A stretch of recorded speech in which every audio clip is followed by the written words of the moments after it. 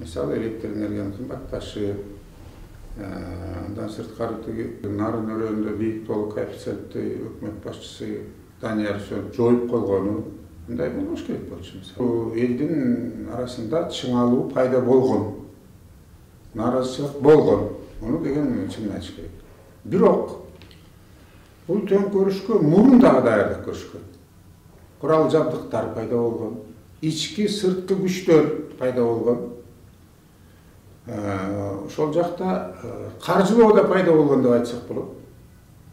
Анан бул президент Бакиевдин деле кабинетине биринчи ок тийген башка калибрде башка куралдын ого тийген. Мен аскер адам катары айтайын. Анан баатырларыбыз дегенде убактылуу өкмөт сиздерди алдап кеткен туугандар.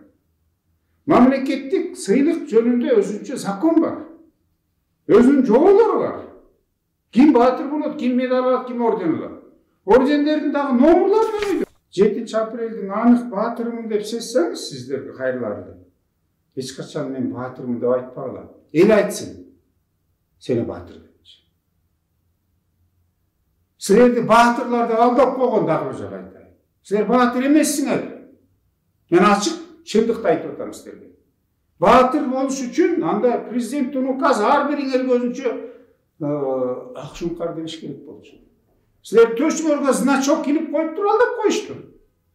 Анан мамлекеттин эсебинен пособие тыгыларды берип коюшту. Мен айтып атпаймынбы, тирүү кишини да алып барып туруп көмүп коюп туруп ал жерде. Эң чечейин белгисиз, ошо тирүү кишинин ордуна ким көмүлгөнү. Мен ошон үчүн Камчыбек Кыдыршаевич Ташиев мырзага кайрылар элем. Убакыт келди. Ушул 7 апрелге катышкан баатырларды бир карап койбойсуздарбы? Анығы менен, чыңығы менен ошолор татыктуу болуп турбу же жокпу? Алар эми компенсация пособие тыгыларды алып атат. Ал тургай кээ бир райондордо азыр акимдерди барып коколоп туруп бизге кабинет бөлүп бер деп атат. Эми андай болбош керек, арыдан бери болуш керек. Төңкөрүшкө катышып, бүлүктөрдү салып, мародер болгондор азыр баатыр болуп атпайбы? Чындык, чыркыраган чындык чыгыш керек айырмача. Мен дагы бир жолу айтар элем. Бул өтө кайгылуу маселе болду. Бул кайталанбаш керек.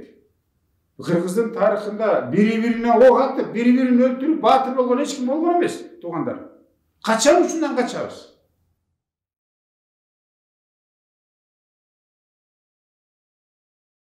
Биринчиден, мен кыргыз жараны катары апрель окуясын 100% билбесем дагы 100% бир билген адам катары айткым келет.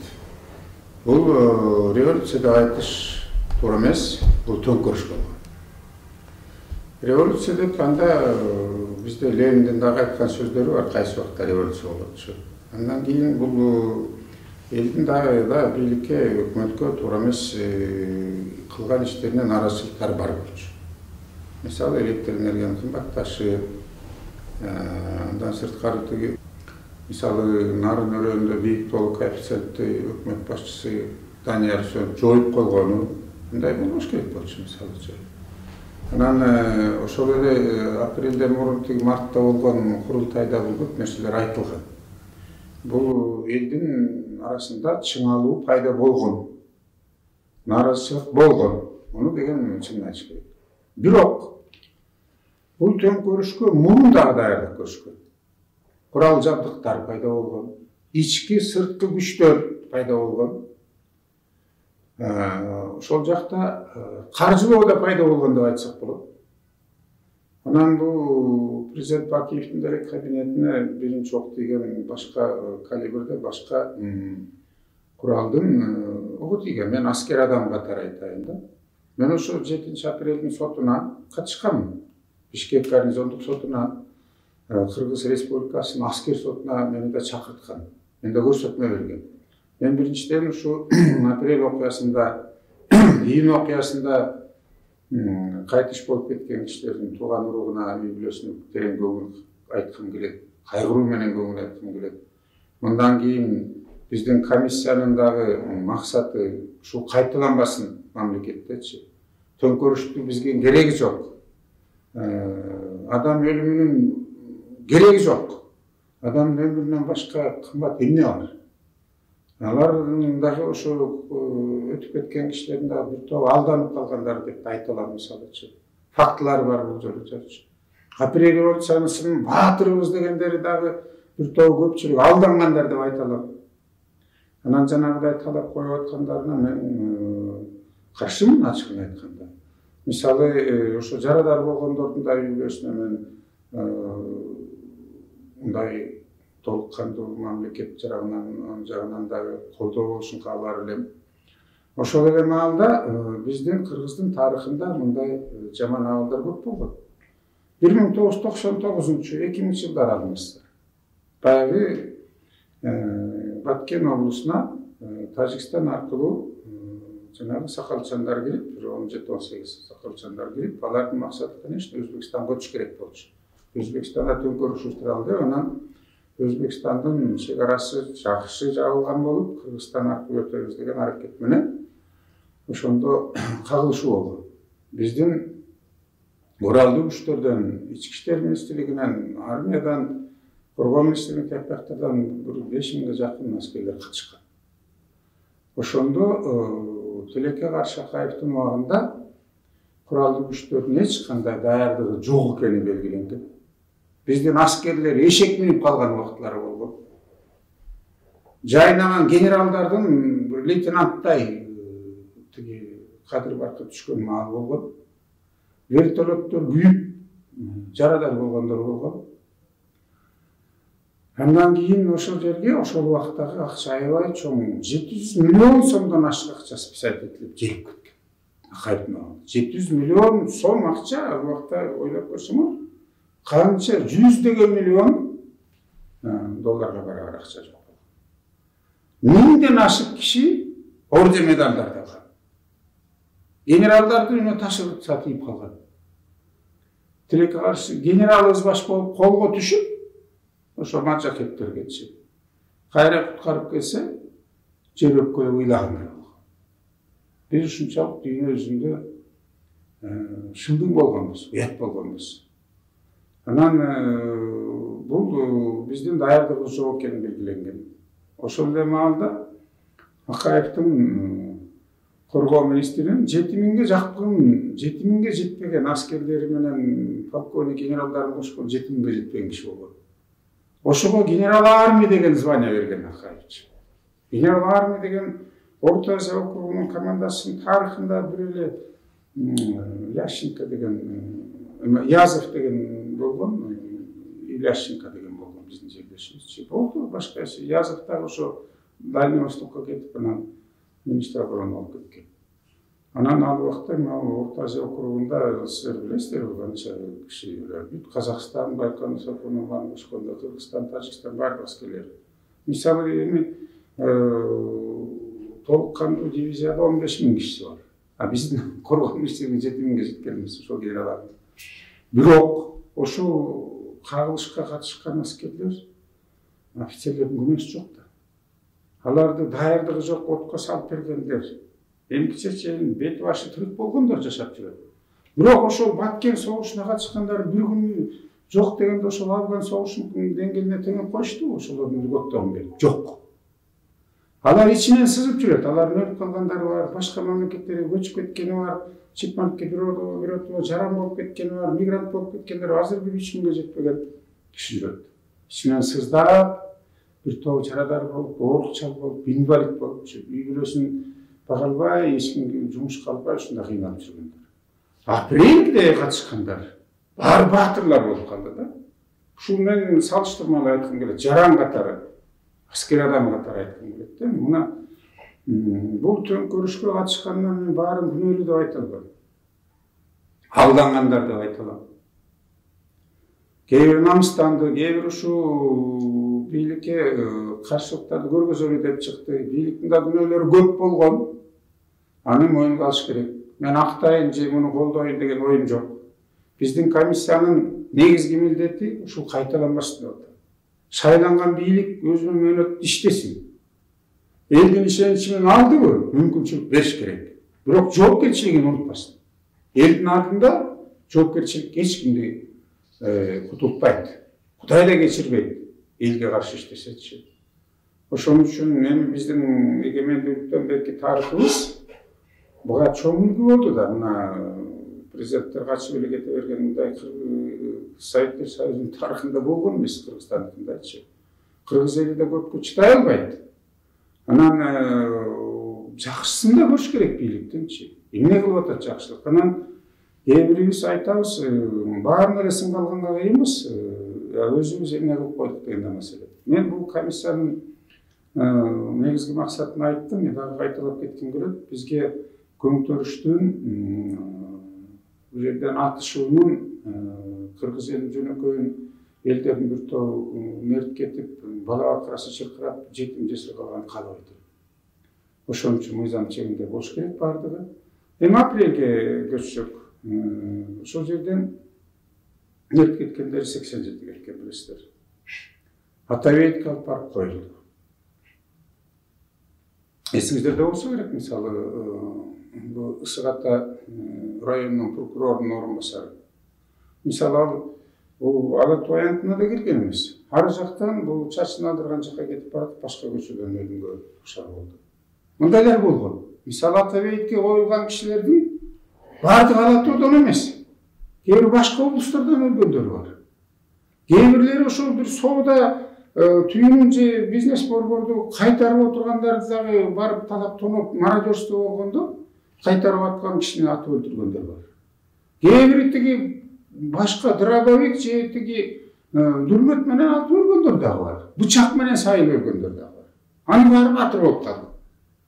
А кээ бир ошо баатырлардын ичинде Ала Тоо аянтына келбегендер бар, башка облус райондордон дагы. Өткөндө да ошол жерден сиздер интервью бергенде тиги айтып атты, тиги Гавайиден анан канттан өлгөн кишилер да бар. Дагы ошол жерге келип коюлду.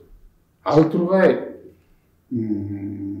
тирүү кишини дагы Екатеринбургда таксист болуп иштеп жүргөн кишини ошо 7-апрелде баатыр болуп өлүп калды деп Атабейитке коюлду деп ошол убактагы депутат Алтынбек Сулайманов айтып чыккан. Ал жигит эми чечен көз түрүп жүрөт. Тирүү кишини өлдү деп туруп миллион сомун ким жеп койду? Анан баатырларга деп үйлөр салынды, миллиондогон акчалар төлөндү. Эми баары эле баатырбы? Айтып көрсөк мындайчы. А эмне үчүн ошол эле Баткенге согушуна катышкан кишилер бир тыйын компенсация же бир тыйын жөлөк пул албайт? Алар эмне чыккынчыларбы же мамлекеттин душманыбы? Мен салыштырмай айткым келет. Баатырлардын кимиси баатыр болсо толук кандуу бааланыш керек. Орден медалга татыктуу болуш керек. Мисалы, Алиязбек инибизди мен көргөм, сүйлөшүп турам. Ал баатыр десек болот, эми өмүр бою инвалидность болуп калды. Эт башын баары тырыгы тыгуулар эми. Ал жигит баатырлыкты алган. Анан ошол эле маалда миң деген кишилер баатыр болдубу? Жок. Убактылуу өкмөт мүчөлөрү, жан жөкөрлөрү, шопурлар өзлөрүнүн тууган тушкандарын да киргизип койгондор фактылар бар да. Мен ошол үчүн баарына шек келтиргим келбейт.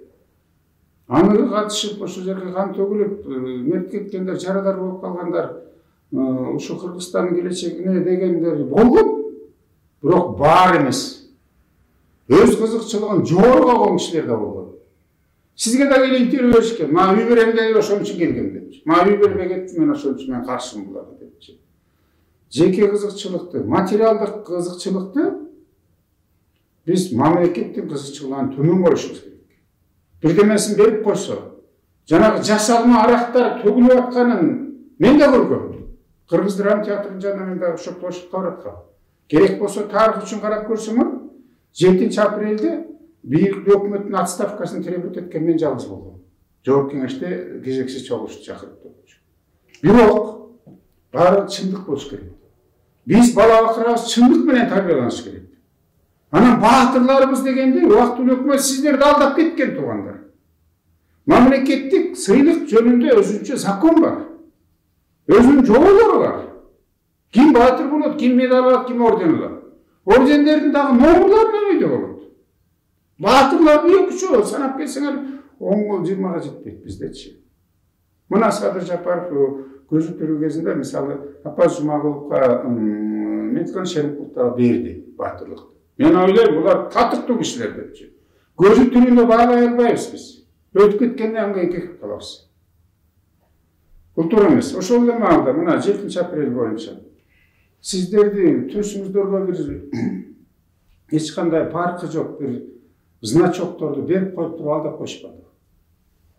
Силер баягы алданып калган мырзалар айымдар болуп калбадыңыздарбы? Мен силерди курган жерим жок.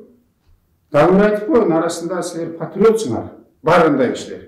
Бирок араңарда өз жеке кызыкчылыгын өйдө көргөн. Анан тигилер ошол жакта жанагы тизмелерди түзгөндөр, тууган урук жолдошчорлорун классташ жетиштеринде кошпогондор болбодубу? Мен айтып атпаймынбы, тирүү кишини дагы алып барып туруп көмүп коюп туруп ал жерде. Эң чечен белгисиз, ошо тирүү кишинин ордуна ким көмүлгөнү. Мен ошон үчүн Камчыбек Кыдыршаевич Ташиев мырзага кайрылар элем. Убакыт келди. Ушул 7-апрелге катышкан баатырларды бир карап койбойсуздарбы? Анығы менен, чыныгы менен ошолор татыктуу болуптурбу же жокпу? Алар эми компенсация пособие тыгыларды алып атат. Ал тургай кээ бир райондордо азыр акимдерди барып коколоп туруп бизге кабинет бөлүп бер деп атат. Эми андай болбош керек, арыдан бери болуш керек. Төңкөрүшкө катышып, бүлүктөрдү салып, мародер болгондор азыр баатыр болуп атпайбы? Бирөөлөрдүн окулаттарын талап тонуп, кредит алган, патриотизация алгандарын алып кеткендер болбодубу? Көрбөдүкпү ошону? Күнү түнү мен да жүргөм ошол жердечи. Керек болсо эң аягында мен чыкканмын ошол жактанчы. Баарын үйлөрүнө таратып, болду эми бара бергиле деп, себеби ал жерде башка кан төгүлбөсүн. Керек болсо ошо бийликтин түнүчүндө мен отставкасын талап кылып туруп бергем Минздравдын эшигинин алдынанчы, интервью, мир программасынанчы. Кеп анда эмес. Чындык, чыркыраган чындык чыгыш керек аягына. Мен дагы бир жолу айтаар элем. Бул өтө кайгылуу маселе болду. Бул кайталанбаш керек. Кыргыздын тарыхында бири-бирине ок атып, бири-бирин өлтүрүп, баатыр болгон эч ким болгон эмес, туугандар. Качан ушундан качабыз? Бизди Кудай да кечирбейт, Манас атабыз да кечирбейт, келечек урпагыбыз да кечирбейт. Төңкөрүштөргө барып бирөө-бирөөнү мыкачылык менен атып, өлтүрүп, анан ошо биз мен баатырмын дегенчи. Душманга баатыр болгула. Өз элиңе баатыр болбогула деп айтам. Андан тышкары мына апрель баатырларды атасыз. Мына жакында апрель болот, 7-апрель. Туугандар, арыдан бери болот. Адам өзүн эч качан албай албайт. Баарын алдаса болот экен да. Өзгөчө саясатчылардагычы. 7-апрелдин анык баатырмын деп сезсеңиз сиздерге кайрылар. Эч качан мен баатырмын деп айтпагыла. Эл айтсын. Сени баатыр депчи. Силерди баатырларды алдап койгон дагы бир жолу айтайын. Силер баатыр эмессиңер. Мен ачык чындыкты айтып атам силерге. Баатыр болуш үчүн анда президенттин указы ар бириңерге өзүнчө ак шуңкар бериш керек болчу. Силер төшүңөргө значок килип коюп туруп алдап коюшту. Анан мамлекеттин эсебинен пособие тыгыларды берип коюшту. Ошол эле маалда мен дагы салыштырмалуу айтып атпаймынбы, Баткен Когалаңында жанагы салгылашуусунда тиги 1999-2000 жылы. Ошол аскерлер жарадар болгондор сыздап жүрүшпөйбү жүрөгүчү. Алар чындыгында элди коргоп тетиги чек арада жүрүшпөдүбү, тоо талашта, тоо таштарды аралапчы. Эшек минип калышпады ошолорчу. Канчасы күйгөндөрү да бар. Мисалы Сатыбек деген мырза полковник бар. Өрттөнгөн вертолеттон денесин карасаңар, бети башынын баары тырык. Ошол жигитти баатыр деп ойлойм. Ошондойлор баатыр болгон деп айтам. Анан элибиз тарыхында биз деген тарыхыбыз, тилибиз, динибиз боюнча, маданиятыбыз боюнча улуу деген орус калкынан, улуу деген Кытай калкынан кем эмеспиз. Биз ошону сактап калышыбыз керек. Мондай көңтөрүштөн алыс болушубуз керек. Маданиятка түшүбүз керек. Керек болсо ошо революциялык маданияткачы. Мыйзам чегинде иштейли. Элбиз биз. 30 миллион калкы бар улуттар эмгиче чейин эгемендүүлүгү жок. Биз сактап кала албасак ушуну, коргоп кала албасак, орусча айтканда гроссына болот. Бизди тарых да кечирбейт. Келечектеги Багдар да Кудай да кечирбейт. Ошол мерт кеткен кишилердин дагы арба кылып кетет биздичи. Ошон үчүн мен бул жерден урматтуу 7-апрелдин баатырлары, мен катуураак айтып койсом, түшүнүү менен кабыл алыңыздар. Бирок патриот болсоңор, мага да бир топтор кайрылып атат, жазып атат, айтып атат. Мен уялам дейт, ушу мен баатыр болуп калганыма дейт. Мен баатыр эмесмин дегендер да бар. Ошон үчүн чыркыраган чындык чыксын, эзелде биздин мамлекеттин тарыхында мындай иштер кайталанбасын деп сурайм.